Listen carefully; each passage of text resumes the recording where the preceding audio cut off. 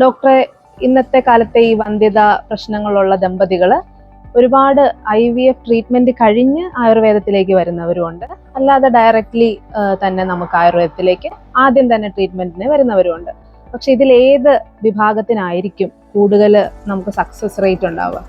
തീർച്ചയായിട്ടും ആദ്യം ആയുർവേദത്തിലേക്ക് അപ്രോച്ച് ചെയ്യുന്ന ആളുകളെ ചികിത്സിക്കുന്നതിനാണ് കൂടുതൽ എളുപ്പം. കാരണം എന്ന് പറഞ്ഞാൽ ഇങ്ങനെയുള്ള IVF 3, 4, 5 IVF കഴിഞ്ഞ് വരുന്ന ആളുകൾക്ക് ഒരുപാട് മരുന്നുകൾ, ഹോർമോൺ ചികിത്സകൾക്ക് ശേഷം വരുന്ന പേഷ്യൻസ് ആയിരിക്കും. ഇവർക്ക് ഇവരുടെ ശരീരത്തിൽ ഹോർമോണുകൾ കാരണം ധാരാളം വ്യതിയാനങ്ങളും പ്രശ്നങ്ങളും ഒക്കെ ഉണ്ടായിട്ടുണ്ടാവും. അപ്പൊ ഇതിനെയൊക്കെ ശരിക്കും ക്ലെൻസ് ചെയ്തതിന് ശേഷം മാത്രമേ നമുക്ക് അടുത്ത ഒരു സ്റ്റെപ്പിലേക്ക്, അടുത്ത ഒരു ചികിത്സയിലേക്ക് പോകാൻ കൂടി കഴിയത്തുള്ളൂ. അപ്പോൾ തന്നെ ചികിത്സയുടെ കാലതാമസം ഉണ്ടാവുകയും ഇവരുടെ ഏജ് ഓൾമോസ്റ്റ് 2-3 IVF ഒക്കെ കഴിഞ്ഞ് വരുന്നവർ മിക്കവാറും ഒരു 40-45+ ആയിരിക്കും. അപ്പോൾ അവർക്ക് ഉണ്ടാവുന്ന ചികിത്സ കുറച്ചുകൂടെ കോംപ്ലിക്കേറ്റഡ് ആയിരിക്കും ആയുർവേദത്തിലൂടെ ആണെങ്കിൽ, കാലതാമസം എടുക്കും.